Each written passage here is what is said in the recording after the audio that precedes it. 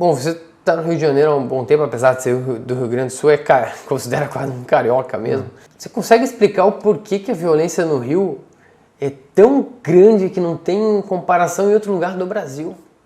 E é aqui. Não, aí eu vou divergir de você em vários quesitos. Vamos lá. O Rio de Janeiro, ele tem uma fundação, né? A fundação da cidade do Rio de Janeiro, ela foi uma fundação violenta. Aqui era um porto pirata, né? Você tinha disputa entre franceses, portugueses, pelas especiarias, pelos pau-brasil, os índios no meio, né? Então,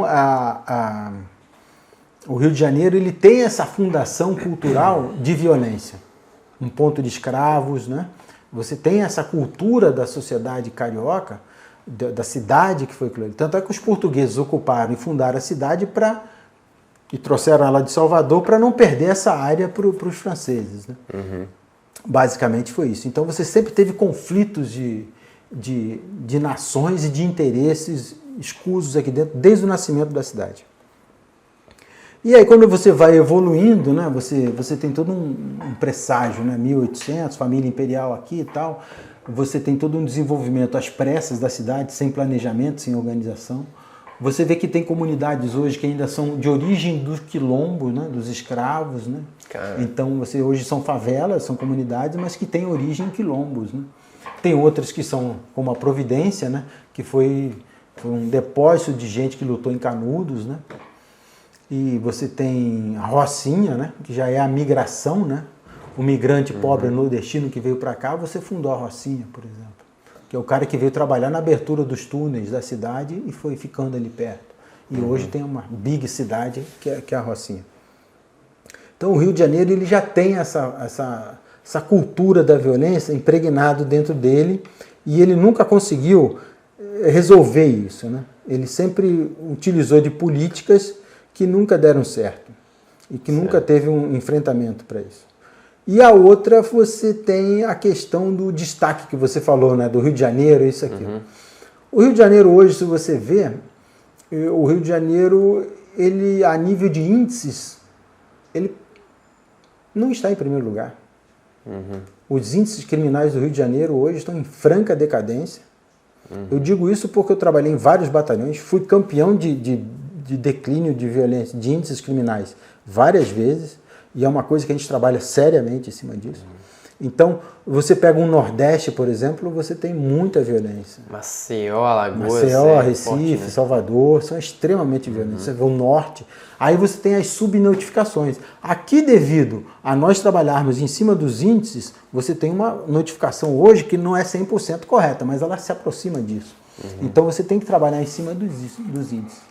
Mas mesmo nós apurando os nossos índices, nós não estamos em primeiro lugar em nível de violência. O que o Rio de Janeiro tem? Aqui é uma cidade de destaque, é uma cidade de turismo, uma cidade política, uma cidade importante, é um segundo polo industrial, comercial. Da imprensa aqui, né? A imprensa está aqui, a cultura do Brasil está aqui. Então você tem toda uma cadeia diferente no Rio de Janeiro que tem uma repercussão quando você tem a questão da violência. Então, se você falar da violência num bairro de Salvador, não desmerecendo Salvador, mas ele não vai dar tanta repercussão quanto falar no Rio de Janeiro. Até em São Paulo. Se você falar da violência em São Paulo, você não vai ter tanta repercussão quanto falar de um tiroteio no Rio de Janeiro. Então você tem uma cultura da mídia que já propaga isso e você tem uma cultura de propaganda negativa para a cidade, né? Que é muito ruim. Não tinha pensado nisso, né? Porque realmente você tem uma disputa de homicídio. Você tem uma disputa, só te interrompendo, você tem uma disputa de turismo aí. Eu vou falar mal de você pro turista vir para mim. Eu vou falar do terrorismo na França, o cara não vai para a França, ele vai para a Espanha, vai para o Brasil, ele vai para lá. Então você tem essa conotação da violência, muito até mesmo como uma especulação.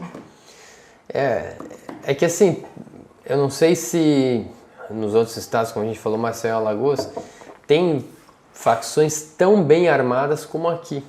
O que impressiona aqui, que aparece, às vezes videozinho que é compartilhado dos bondes, armado, com fuzil, enfim. Não sei se até tem realmente mais índice de homicídios em alguns outros lugares, mas a força de armamento da criminalidade aqui assusta, assim, pelo que comparado aos outros. Eu não vejo, pelo menos em outros lugares. Eu, na minha ignorância, né? Você vê o seguinte, no Rio de Janeiro, você tem mais facções e você tem uma disputa territorial, coisa que você não vê em São Paulo. São Paulo, o cara não vai disputar território trocando tiro ao vivo que nem tem aqui no Rio de Janeiro. Por quê? Porque lá ele prefere fazer o negócio dele silencioso. Ele é profissional do negócio. Aqui não, aqui é uma disputa por boca de fumo, uma disputa territorial. Então, quando você tem essa disputa territorial de facções, você vai ter o combate, você vai ter o embate. E é natural isso. Em 96, a minha ocorrência foi um embate entre o terceiro comando e o Comando Vermelho pela disputa dos pontos de droga de Copacabana, cara. Que é onde você... Tem até hoje. E você tem até hoje. Então você tem isso. Então aqui você tem... Aí você hoje tem um componente da milícia, que a milícia nada mais é hoje do que uma facção criminosa, que todos exploram o mesmo business. O business plan do Comando Vermelho, do terceiro comando e da milícia é o mesmo. O que muda é o nome da bandeira que opera. Mas o fornecedor deles é o mesmo. O cara que traz a arma para o CV traz para a milícia, porque ele quer que eles briguem mesmo, para ele fomentar. Então você tem todo um fomento de violência, de guerra e de exploração humana. Caramba. Que você tem por trás disso. Então, hoje aí você tem um destaque, né? Você hoje teria... Tem uma máxima que a gente diz dentro da polícia. Um tapa em Copacabana, mal dado, vale mais do que um tiroteio na Baixada Fluminense. E isso eu já presenciei pessoalmente. Entendeu? Dá muito mais... Dá muito mais repercussão um tapa em Copacabana do que 10, 15 mortos na Baixada Fluminense. E hoje teria aqui no Rio comando, terceiro e a milícia. São os três que... tem a ADA ainda, tem o terceiro comando puro, mas assim são facções que estão bem menor. O que estão disputando hoje é terceiro comando, Comando Vermelho e as milícias. Né? E eles se armam para brigar entre eles. Sim, eles se armam, tomam os pontos de venda e tudo, né? Porque hoje o romantizado traficante da década de 70 e 80 acabou. O cara não veste hoje a camisa do eu sou CV, eu sou a comunidade e tal, não. Hoje ele é CV, mas ele tem que dar resultado, ele tem que ter venda, ele tem que ter menos gasto, ele tem que ter uma sustentação do sistema que é cara, né? Ele tem que pagar o presídio, ele tem que pagar o advogado, ele tem que pagar as famílias, ele tem que pagar a droga, ele tem que pagar a arma, a munição. Então, ele tem uma estrutura pesada.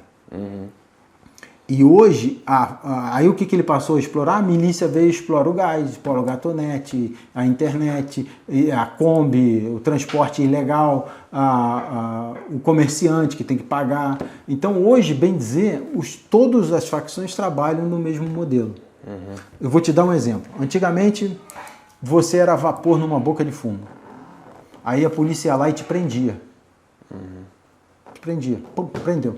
Beleza, perdi. A polícia te levava preso. A tua droga, tu estava lá com 300 papelotes de cocaína. Vamos supor que seja 10 mil reais. Beleza, a polícia apreendeu lá o material, tal. Na delegacia já chegava um advogado para você e a tua família ficava amparada. Hoje, você foi preso com a cocaína. Você vai para a delegacia. Quando você sai de cadeia, você tem que pagar a boca os 10 mil que tu perdeu de dinheiro. Aí ele vai fazer o quê? Ele vai roubar carro na rua para poder fazer um dinheiro rápido para pagar, tirar o nome dele do SPC, do Comando Vermelho, para ele poder voltar para o emprego dele na facção. Olha só como mudou a estrutura. A família que tem que pagar advogado, a família que tem que tirar ele, a família que tem que depois dar o apoio para ele e ele está desamparado. E a facção hoje ela quer a rentabilidade dela. Não, você saiu daqui, você perdeu 10 mil, você me deu prejuízo. É business, né? Então é um business que você tem. O SPC do Comando Vermelho não prescreve, né? Nunca. Eles mantêm atualizado o cadastro do SPC. Isso aí não faz ligaçãozinha para cobrar, isso aí é outra coisa. Não manda cartinha. Não manda cartinha. Ele espera você sair, vai lá e te cobra.